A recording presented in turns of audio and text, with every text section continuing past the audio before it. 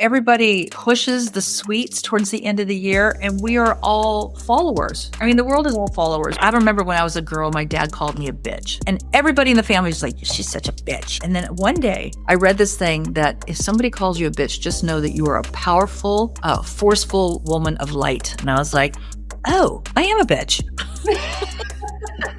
I was married for 27 years, and for the most part, very happily. But as I started to grow and expand, my husband at the time did not like the idea of me expanding and growing. So we ended up resulting in a divorce. I was never meant to be a 9-to-5-er. That was never going to work. I was always... And during the estate planning and everything, I said, listen, I don't want to get married. And I said, I've been with my guy for 11 years and he's wonderful and all that. I said, but I don't want to get married. And he is from Costa Rica. So to give him a green card, I can marry him. And we've been together and I don't plan on separating, but I don't want to get married. So I have to find a way to make him more, American useful.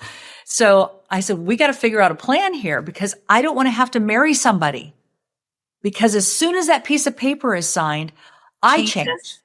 Well, he changes, but I change too. And I become more subservient. I start cooking more meals. I start doing more laundry. I start wiping more butts. And I change into a role that is kind of sewn into our DNA. And he becomes a little more macho. He becomes a little more expectant and probably do you think that is the status quo for that paper? And why do we allow that to happen? Well, I honestly believe it's in our DNA. I believe it's woven into us. How we break. We can't help it. I don't know. And if we're not that way, I think we're defiant. We're purposely being defiant because we don't want to adhere. But it's so funny. I'm watching Downton Abbey, and someone told me years ago to watch this show, and I'm like, oh, it's so boring. But I've been kind of convalescing at home, so it's the perfect show to watch. Old English aristocracy and the servants and the whole patriarchal society. And I'm watching it going, wow, that was less than 100 years ago. And this was what was woven into us. Yeah. This is how it all began. And we've come so far, and yet we might have been led down the wrong path, because there is some beauty in being honored as a woman and being cared for. And did you know that women in that age, if you got married, you were allowed to eat breakfast in bed, be served breakfast in bed? I'm like, well, that hadn't happened in my marriage. Yeah. And yet I did all the rules. Why did we go away from that? Somehow I was the cook, the scullery maid, and everything. Plus I had to perform my wifely duties. And I was like, and what happened on the other end? Don't know. So yeah, I don't want to sign a paper. I don't want to have it legally bound. I want it to be romantic and emotional and a choice that we make each day. But at the same time, I've been with a guy 11 years. And I'm an American citizen and he's a Costa Rican citizen. And how do we do that without signing that piece of paper? Yeah. Don and I had the exact same thing. We did not get married for the longest time. And then I don't want to be unromantic, but it really came down to taxes. And it was easier to be combined with the same last name to get bank loans and leases and and then when we franchised, it really pressured us into it. So again, we loved each other, but I agree 1,000% with you that paper, I never wanted that paper again. And it's just, and I'm getting ready to have our first grandbaby and it's a girl and I just refuse. I'm not buying her kitchen sets and dolls. And because I think that's where it begins with us is that. Well, unless she wants it, because there are, and I think that's really honorable. Like, I wanted to get married and have babies the first time around. I wanted that.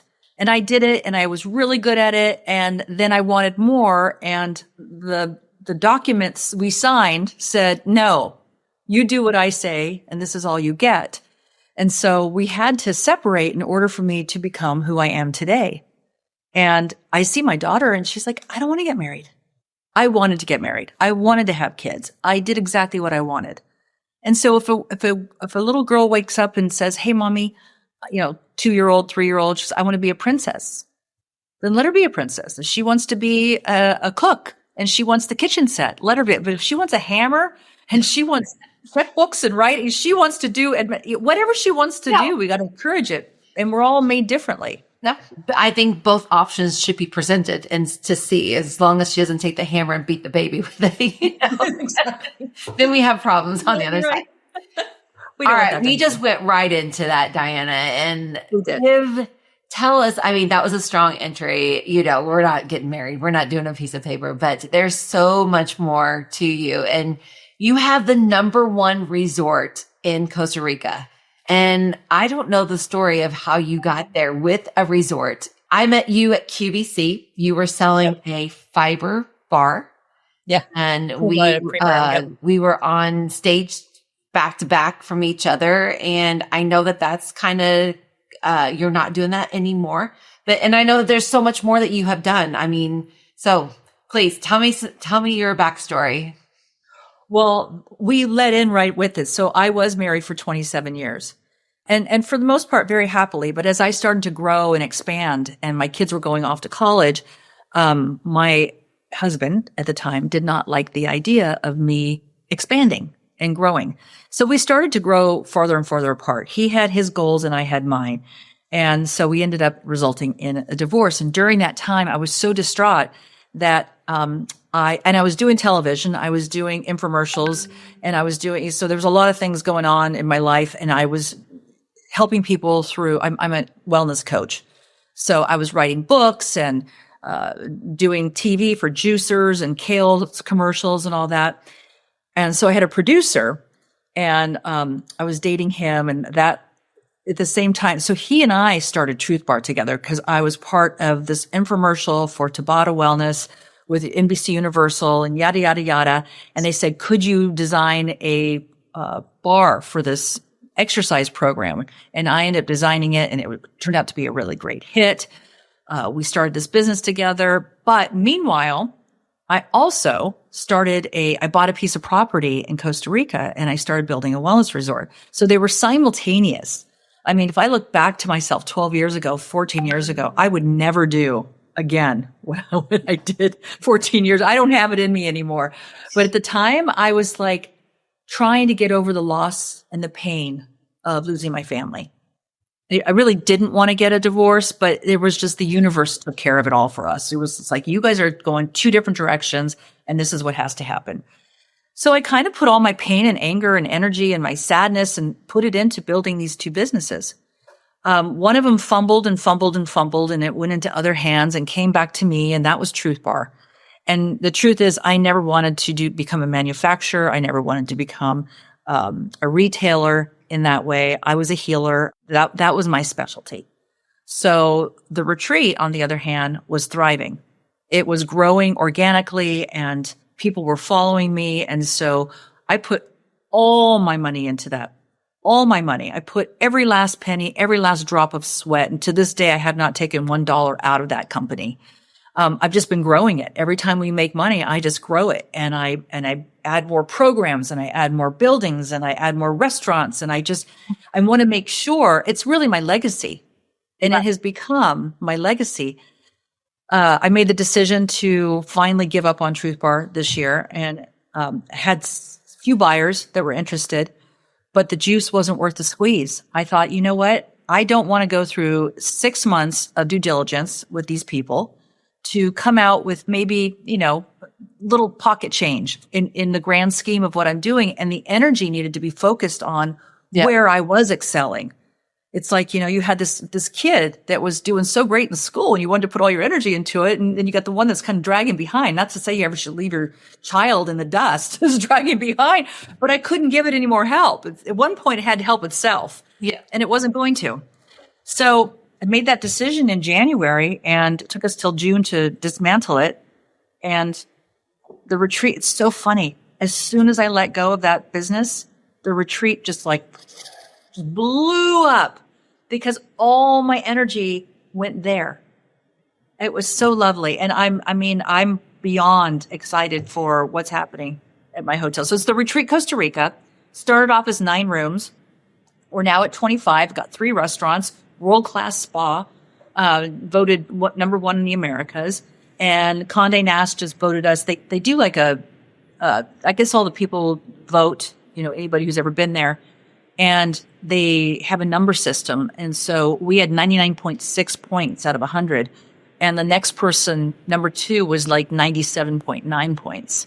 So we really killed it, and very excited about that. Now, you still live in California? No, I moved to Miami. Gosh, that's right. 4 years ago. Yeah. Okay. So you travel from Miami to Costa Rica. Like, how long or how much time do you spend over in your retreat? Because I see you on Instagram. I don't know if that's like real time or when you're over there, but more than normal in the last couple of years, because we just added a huge luxury wellness club called Santosha. And that was, I do all the design. I do all the architecture with my boyfriend. He does all the engineering, and we build it together. Every single thing in that hotel I have picked. I have designed and picked. I have carried it over my shoulder and put it in place. I've dug holes and planted plants. Oh. Literally. It's gorgeous. Backbreaking stuff, which I love. I watched this past renovation of the space that you're creating, and it looked to me like it was all marble, right? Like, no, it's actually an interesting stone. A stone. Okay. Stone that my boyfriend actually, he makes it with acrylic. It's all hand done. We don't import things anymore because we really want to build on the Costa Rican culture and keep it really sustainable. So no, we figure out chemically how to make things happen there. Yeah, you know how you are in the kitchen with your food, and you're seriously. Yeah. I mean, I was a food chemist too. Like, I know there's certain ways as a chef that you have to make things work. It's the same thing with engineering and using the materials. You have to make sure you use the earth and get all the ingredients right, so it's sustainable, but it's delicious. It's just like food. Well, I don't think very many people know, because everything is so accessible to us in the United States. But for you, like my friend, I introduced you guys together. That's doing the tree houses, right? Like you said, everything has to be imported over there and come on the boat and pick it up at customs, I'm assuming. And then there's not very much transportation over there because there's no cars. And when she bought her property over there, it was funny. She bought the house, and then it came with like this mini van that was all beat up and everything. She's like, oh yeah, I don't want that. And then come to find out, you can't get another car over there. She's like, I should have took the beat up minivan. But I mean, I love that you know well, there's like a 50, it's a ridiculous, there's like a 50% import tax on cars, 55, I think. I mean, you could buy one over the border and drive it across, and bam, you could buy, let's say you bought a $40,000 car, you'd have to spend $20,000 just to get it into Costa Rica. It's crazy. It's actually crazy. Costa Rica is not cheap. People think it is. It's really the jewel of Central America.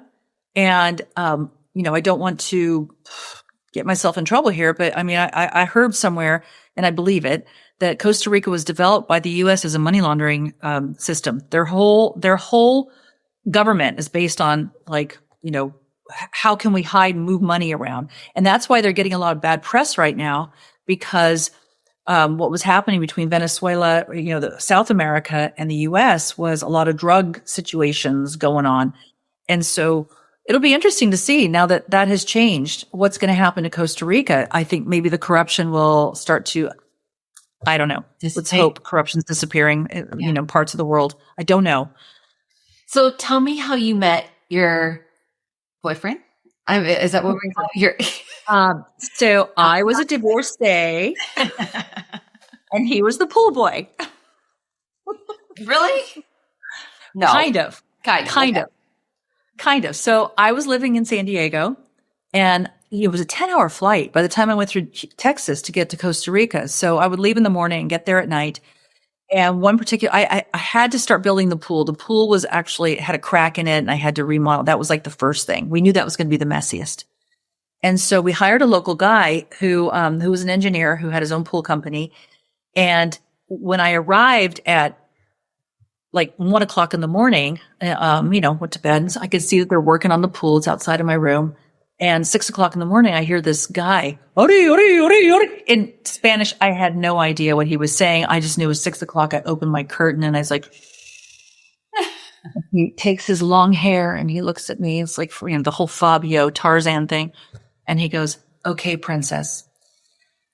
I was like, okay, he's kind of cute. I think I'm going to keep the curtains open for now on. We flirted for about a year until one day, he came to an event I was having at the hotel, and I was like, "Oh, I forgot about him." We just had really great chemistry, and we finally, after about a year and a half, we kind of got together, and he hasn't left yet. He's been like gum on my shoe. And then from there, you guys decide that you're going to build this resort. So No, it was already built. the resort was already built. It was partly built, but he came in, and when he started seeing all the problems. He fixed everything. He was MacGyver. And the builders that helped me build it, they did everything wrong. They screwed everything up. I mean, there were light fixtures there was electricity that wasn't even touching through the roof lines. There was leaks. He did everything, and he became, actually, I think he learned a lot more than he ever possibly thought he could. And we went through many, many remodels and many buildings and changes. We even hired someone to do the spa. I didn't have him do it because, I wanted to get proper builders in and have it done.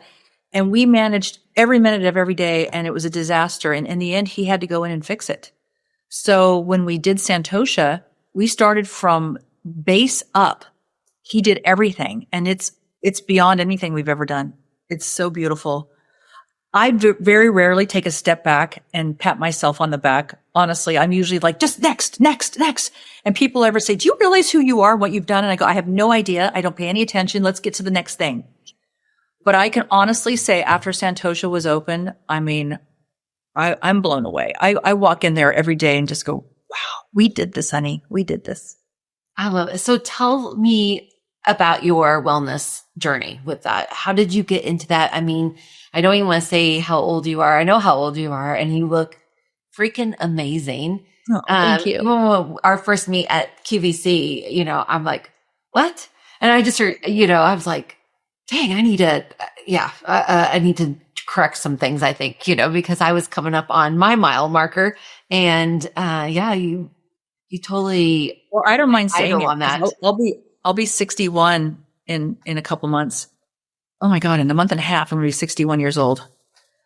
Which is really interesting because I've never thought about my mortality before, and I'm starting to think about it, which is really creeping me out. But I'm lucky because I'm Persian. I'm half Persian. And so I think that I've got really good skin. And it's kind of held tight. I look at my dad who's 90, and he's still kind of a dude. He's still kind of, pulled himself together. Yeah. But my wellness journey was, I was actually sick. Like I was precancerous. I had thyroiditis. I had everything. All my stomach was a mess. By the time I was 33, I had ulcers, and that's when I started my healing journey. And and it's so interesting because when I was young, I was very careful. I mean, I was making almond milk before anybody did. We used to blanch them and take the skins off and then do it. Now we have nut milk bags, but when I was in my 30s, I started to get really sick. And this is kind of when we had the organic revolution, when organic food was being introduced back into our diets. And I remember how stupid I was. I thought, what does organic mean? I really it didn't compute in my head. I actually had to Google it. At the time, we didn't have much Google, right? There wasn't a lot going on the internet at the time. And I was like, what does organic mean for food? And every time you went to the market, right, an organic vegetable was like laying there limp. And I started to look into certifications. I started to look into food on a very deep level. I studied nutrition beyond. I actually, I got my raw food master's. And so I was trying to heal myself, and I did. And with that, I ended up writing a book called Get Naked Fast, a guide to stripping away the foods that weigh you down. And that's where I became a spokesperson for health and wellness. And then I wrote my second book, and then I started doing online books, and then I did podcasts, and I did shows, and that's how I got started. Was I had to heal myself. And I was one of the pioneers of the raw food movement that was kind of an old hippie 70s idea, garden, eat the raw food. And it kind of became resurrected. It didn't stick long term because it turns out that in today's world, a lot of people don't do well with raw food ongoing. but it's a great healing tool. And so I stayed away from being a raw foodist. I made a focus and a point of being anti-inflammatory. And at the time, we didn't even know what that was, right? What does that mean? Yeah. No dairy, no wheat, no sugar, no meat, no caffeine, no alcohol was my thing. And it wasn't no, like N-O. It was know your nose, K-N-O-W. You need to know your nose. And these no's are when you're feeling inflamed, just eliminate these from your diet or bring them down to a very small amount so that your body's allowed to heal. And then you can start incorporating a little bit at a time. And I think of it like when your glass is full of water, right? This is your water and that's your sickness. Let's say this is your level of inflammation or disease. When it gets to the very tippy top, all you need is one drop for it to spill over, right? Most of us will never be empty. Most of us are living maybe half to 3/4 full, but you don't want to be all the way to the top. And so when you know your nose, you eliminate some of those things in there and you allow yourself a cocktail, a hamburger, a night out with pizza, and wine. But if you're living here and you're eating all these horrible foods every single day, you're just pouring over disease and dysfunction and all those things. So that's where the nose came from. I love that. Yeah. And obviously we're sitting here talking on January 12th, with New Year's resolutions being on this and everyone goes in and I always tell her, like, what's your New Year's? I'm like, I don't do New Year's resolutions, and I'm sure, I bet you don't either. I bet you have a whole theory about this. Yeah. And, I'm like, because you should just be living normal every day. Like you should be doing these every single day. And the whole point with resolutions is, again, you don't have a mindset around that. You don't have a plan around that. You don't have, when's the last time anybody has made a resolution and then you don't have a consequences if you don't do that, right? I mean, you're just making promises to yourself. Well, I'm sort of skeptical. I feel like everybody pushes the sweets towards the end of the year and we are all followers. The world is all followers. We whatever they say on the news, whatever they write in magazines, whatever, we're just like, oh, I guess we're supposed to drink and eat sweets for the next 3 months and be fat. Yep. And then we're going to start again on January. Well, what does that do? That increases gym memberships. That increases sales on healthy products. It keeps people nice and in a sick cycle. So we're all kind of brainwashed into believing that that's how life is. And it's not at all, ever. And it shouldn't be. Right. And I never actually looked at it like that. Like it is kind of a whole marketing conspiracy, right? Halloween. Right? Halloween is sugar. Thanksgiving is stuff yourself. And then Christmas is drink until and then New Year's is drink even more. And then there you go. Yeah. I wonder, do you know what your dry January came in to play with that? Or had to be like recent? That hasn't been around long, right?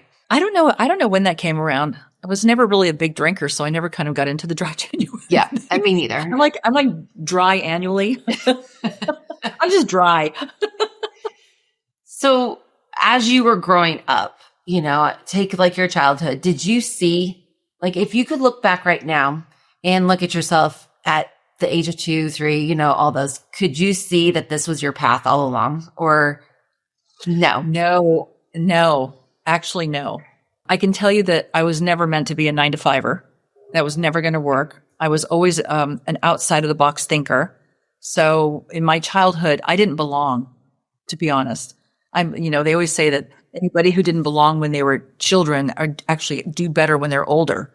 So I think I bloomed later in life. But I had a boyfriend in college and his mother was a nutritionist and psychic. And she said to me when I was 19 years old, she did like my reading or whatever. And she said, in your past life, you were a gluttonous king. And so I've got, this royalty. She says, and you ruined all your digestive system and you taxed, you taxed your system. So in your lifetime, you have to learn how to eat right and digestion. And then she said, she was doing my reading again. She goes, you've lost your filtration systems. And I said, she was like, have you ever had anything removed? And I said, well, I have no tonsils, no adenoids, and no appendix. By the time I was 17, I had all 3 taken out. And she's like, those are your filtration systems. Without those, you're going to be suffering most of your life through your digestion. So it wasn't until I got to about 33 when I had the precancerous cells in my stomach. I had ulcers and all the things that were based in the gut. And I was like, I remember her and I thought, wow, that is really interesting. She told me that this was going to be my mission in life. And that's where Truth Bar came out of, right? Because I was trying to get a bar. People were so obsessed with bars. And I said, but the bars are just like candy bars. There's nothing good about them. So how about we make a true candy bar that actually heals the gut? And that's why it was so successful in the beginning. That poor business had bad luck. It had 9 lives. It literally had like 3 owners and everybody was fighting to get it. And nobody wanted to fight to work for it. It was just crazy. It was like the biggest lesson I ever had.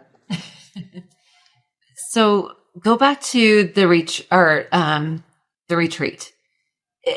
Tell me, I mean, is it mostly women who come, or do you have a mix of? I'm just curious. Has nothing. In the beginning, yeah. In the beginning, I would say it was 85% women in the beginning, okay. And now I'd say it's almost half and half. It's like 60-40. Lots of couples. Lots of couples. Okay. A lot of couples. I think wellness travel is the thing now. Yeah. And it's not like you're going to a retreat. It was such a great name at the time, no better SEOs than the retreat. Retreats were hot. Yeah. But now it is the Retreat Costa Rica. It is a wellness resort. And when I say wellness resort, you can come there just to chill and enjoy nature. There's monkeys, there's sloths, there's casote crawling around. I got peacocks on the property. We have amazing food, like amazing. We have bars. We have 2 bars. We have a lounge and another bar. You can drink. You can do yoga or not do yoga. You can go swimming. You can go to the spa. You can take classes. You can do sound healing. You can do a cacao ceremony. You can have one-on-one, or you can just lay by the pool and order drinks. It's wellness your way. And so, and to me, a retreat is getting away from the norm, getting away from what you do every day, getting away from that office that you're sitting in right now and saying, I'm here just to be. And I'm going to do wellness my way. What makes me happy? What makes me feel good? Well, clean air, good water, good sleep, and community are the things that really drive us, and good food. I agree. I agree with all of that. And everything else is just icing on the cake. Well, I think that you're back in the retreat world, because that's what I feel like, the whole online programming was huge the last couple of years, right? And now AI, all of those things, like you can ask the exact same thing with the Chat GPT and get those programs, and so I was just kind of reading, like, those are out, retreats, experiences, connections are in. So it's, I guess if you've been on this world enough turns, right, we kind of start seeing those repeats that are happening again, which I think is cool at this. Yeah. I mean, I always say, I went to a dinner party the other day and it was so cozy and it was so unpretentious and relaxed. And we just laughed. And I thought, God, I really miss community. And I think for the last few years, like you're saying, there was so much online, so much disconnection. And it actually affected me emotionally because I am sort of a loner anyway. So I need to have connection. Otherwise, I'll end up home with 100 cats, Peacocks. Well, it's easy to get locked behind it's funny. I went to the hyperbaric chamber today and I was sitting in the room getting changed and I'm waiting for the nurse. Like she was probably 26 years old. And I look over in the dark corner and she's sitting next to another hyperbaric chamber on her phone, so stuck in her phone. I waited for her for 20 minutes. She didn't look up for 20 minutes. And I was like, oh my God, you're here. I was sitting here waiting for you to enter to put me into the chamber. And she was so distraught because she was just in her phone, like sucked in. It was, I can't say that I haven't been there, but it was weird. Right. No, I totally. But then again, I think that our discipline, we know when and when not to be doing that. Right. And if you know that you have a client or a customer coming in, then it's not the time. It's time to be focused. But I get it. Time flies when you're flipping, right? And doing all that. But I don't know. I think the resort and especially the wellness, you're right in the where you need to be with the timing, I think. Yeah, I agree. And it's going to be bigger. It's, they predicted a certain amount of $1 trillion worth of wellness, but I think it's going to be bigger. And I'm so happy to be one of the pioneers, especially in Costa Rica, that, it's like, that's one thing I have going for me is I'm a little psychic. So I see things before they happen. And I feel like we've established ourselves in a really good place to see it take off. I agree. And I'm going to build more. I'm going to take the year off and then we're going to build more rooms and we're probably going to start doing residences because, that and suites, because let's say your husband and mine and we want to go on a vacation, but we don't want to come back. We're not thinking about going to Vegas and, taking we're mature people who want to feel good, have dinner together, maybe take a class, talk about it, laugh, get some spa treatments.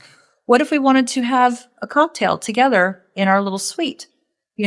People do like to travel together in couples in a wellness way and come home feeling refreshed, not feeling like they have to have a vacation from their vacation. No, I mean, we just went out with 3 of my girlfriends and did and we wanted to stay in a big house together because I want to have coffee together with my guests. I think coffee and morning talk and the best has the mask on, like you're coming out of bed, you're in comfy clothes. It's just, I don't know. That's so raw part of the day with company and stuff.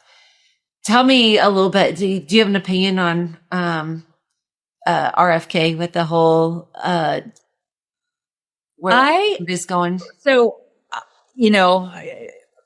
I always hate talking about anything political because I just had to ask you. People are so up in arms and angry. I could not be happier for what he's doing. Down to 11 vaccines in the children.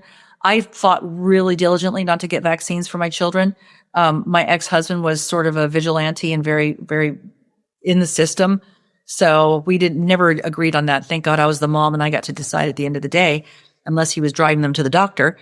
So my kids didn't get a lot of vaccines. Thank goodness. And the food pyramid going upside down, I am ecstatic. Me too. I mean, I'm a 61-year-old woman. I'm in fairly good shape. My skin is pretty tight. I live on butter. And remember, I was a raw foodist, so I did it in my 40s, but it doesn't work for me now. I live on butter. I live on cream. And the fact that we're going to start healing some of the food systems. I mean, you're already doing that, which is such a beautiful thing, but it's not easy to do. It's not cheap, as you know. Everything that we try to do to help people turns out disastrous because they've done everything they can to push us down in trying to make food better. Correct. And I just think I love what RFK is doing. I think that what he's doing is great. And the abuse that he gets is so ridiculous because if you look at the last health administration, I'm like, overweight. Well, they're trying to normalize overweight and saying it's something. I mean, even with this Ozempic phase, this craze that's going on with Ozempic, the thing about Ozempic that's really interesting is peptides have been actually shut down in the United States. Correct. And the reason we need peptides nowadays is because they reignite our own system's ability to heal. And so, of course, you should get them. You should be able to get them. And then you got Ozempic. Well, sure, Ozempic tells you not to eat, tells your body not to eat, but not really. What it's doing is it's allowing your body to create GLP-1. And the reason we can't naturally create GLP-1 is because it's not in the foods anymore. The foods that are available with GLP-1 are no longer available, or they've somehow, I don't know how they've twisted it. So, and then there's proof that the GLP-1s are helpful in heart disease, cancer. So yes, maybe it's synthetic, but we're moving from one place to the next because America is grotesquely obese. Yeah. And I mean, I was born in 65, so I remember the 70s and the 80s. Our food systems weren't horrible. No. Even when they had TV dinners, at least then it was frozen stuff, right? It was good stuff. Well, yeah. And now it's horrible. I think as we kept going and we went through all these phases that we started again, there's always been profit, right? But they could see where they could even make more profit and in more money and all of this. And to, let's not do fructose sugar. Like, let's make the high fructose cereal that we can like even expand even more, and it's cheaper and it gives you that, that craving. And, I think a lot of us have been living in bubbles. I'm not saying us, but our population, like the whole organic and the whole grass fed and free range and all of this. And we want to tell ourselves something, right? But honestly, we know deep down that the foods that they're telling us that it is, even the organic and the grass fed, it's not truly, No. We have a perception that Farmer Joe is out there petting our cows and feeding them the grass and then taking them to the butcher. And that's the meat that we're getting. And that is so far from the truth, which is what I've always advocated, that everyone wants to die on this organic path. But I'm like, unless you're truly making it or you have your garden in the back of your yard and you are making that is the true organic source. Yep. But we're not going to do that because one, we could Google it. I think we could figure it out now with all the resources that we have with that. But two, who wants to take their time to grow our own food ourselves, right? And at the deep. So that's what's cool. Back to Costa Rica, we grow 80% of our food on the property. I think that is incredible. And I truly, and it's a lot of work. Yeah. And I don't think that people realize how much work that is. And then what you get, right? And how you're supposed to feed the entire America with that. If we didn't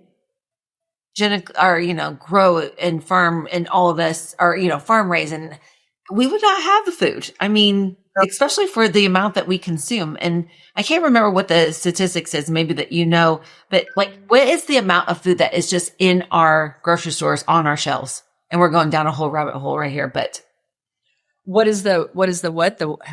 they, at one point, I think it was during COVID, after post-COVID, but the amount of food that we just have sitting on our grocery shelves right now, like it is insane of the amount of food that we have just sitting here in storage, Yep. It's so funny. I'll go to Whole Foods or Trader Joe's. I love Persian cucumbers. Yeah. And I go to get the Persian, and every single time I buy them in that package, they're mushy. I know. I don't know how long they've been sitting there. It's like, I would just rather I want to grow them in my backyard. I know. But nobody's home. I'm not home. Yeah. You're not home. You're traveling tomorrow. I'm gone all the time. I want to build a garden so badly, but I need to be here. I have 4 avocado trees. I'm literally carrying bushels to my neighbors. I have more avocados than I can deal with. I've given them to the gardener, the pool guy. I've given them to my neighbors. Closer. I had to buy a freezer so I could freeze them so I can give them away. That's amazing. You can produce a lot of food on your own property. You can't. Do the same thing in mango season. I do the same thing in mango season. I love crazy. All that. And I wish we were closer because I would take all of that. So I'm going to fly my mangoes to you. Thank you. I appreciate that. All right. Final thoughts. Everything. Womanhood, sisterhood, resorts, badass CEO. Well, I used to hate the word badass because why do they have to make us bad? And why do we have to be asses? Like, why can't we, I remember when I was a girl, my dad called me a bitch. He literally, and everybody in the family was like, she's such a bitch. She said, and then one day, it was probably when I was in my mid-20s, I read this thing that if somebody calls you a bitch, just know that you are a powerful, forceful woman of light, and or something like that. And I was like, oh, yeah. I like this. I am a bitch. You still hate the bad. I like that now. I'll take it. But you didn't come up with anything for the badass CEO, right? Well, somebody called. I actually, after I was dating my producer, before I was dating my boyfriend, I dated a guy, and he said, "You're such a badass," and I was like, "I really don't like that." And then I started to read. There was a book about being a badass, And I said, oh, this is actually really nice. So, but why does it always have to be like we're negative and there's always a negative connotation to a powerful woman. And, fine, whatever makes you happy. But honestly, and I've seen some pretty awful, badass men, and oh God, he's so smart. He's so great. Wow. God, I really feel protected around him. He's so amazing. God, I would put him as my CEO in a heartbeat. He's so amazing. But no, we're badasses and bitches. I don't know. Not so sure how that all happened. So what's your preferred title then? Well, I would like to say that I'm Mother Earth. Very, I am a very powerful queen, Mother Earth. Okay. I can get down with that. Yeah. I mean, I know that anybody's around me feels safe because I take care of everything, and I'll nurture them to death, but I'll nurture them with love and a very big stick. And so, I love that. Yeah. Dawn and I are coming to the resort. Yeah. We're going to put it on the calendar. We have not had a vacation in 5 years. And so I think that yours would be perfect to. It would be. You tell me. You contact me. I want to make sure I'm there and everything. I will. I definitely will. Good. All right. So where can we book this resort at? Give me website. The retreatcostarica.com. Love it. The Retreat Costa Rica. I told you it was a smart SEO move. It was. Well, I love you, and I am so glad that we met at QVC. As soon as we got in the car together, I'm like, she's my people. I know. We didn't stop talking. It was so cold, too. Remember, we were freezing. Oh, it was so cold, so cold. Well, thank you for joining us, and I can't wait to come visit you in Costa Rica.